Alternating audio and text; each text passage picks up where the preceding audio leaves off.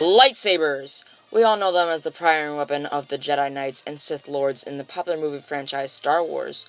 It has been every Star Wars and sci-fi fan's dream as a child to have one of these amazing swords, but can they actually be created? According to Star Wars lore, lightsabers are made from not light, but plasma that is shot out of the hilt by a super-powered battery and curved back in on itself so it doesn't shoot off into space. This might actually work. In fact, Russian scientists have created what they call a tokamak. A tokamak is a device that uses a powerful magnetic field to confine plasma in the shape of a torus. A lightsaber uses the same technology, just at a much smaller scale. It would not be completely impossible to make this a reality. So case closed, right? If magnets are able to bend plasma into the correct shape of a lightsaber, then lightsabers must work, right?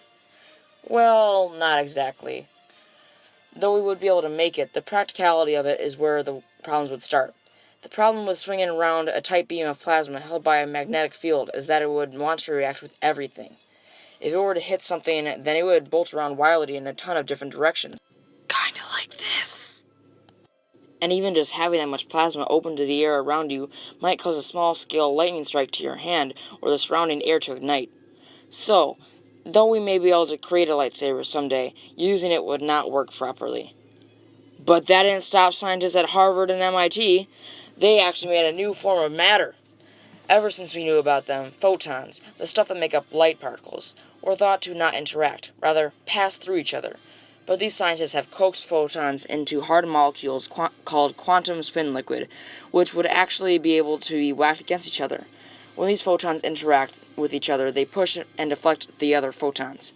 This type of interaction is just like what we see in the movies. The way these scientists make this new form of matter is by shining 6 laser beams that cools the atoms. Sadly, the scientists are more geared to quantum computing, though, so we may not see a real lifesaver in the years coming soon. But it is not too far-fetched to compare this new state of matter to the elegant weapon for a more civilized age. So in conclusion, yes, we may actually be able to have our own hand-slicing swords a short time in the future in a galaxy not so far away.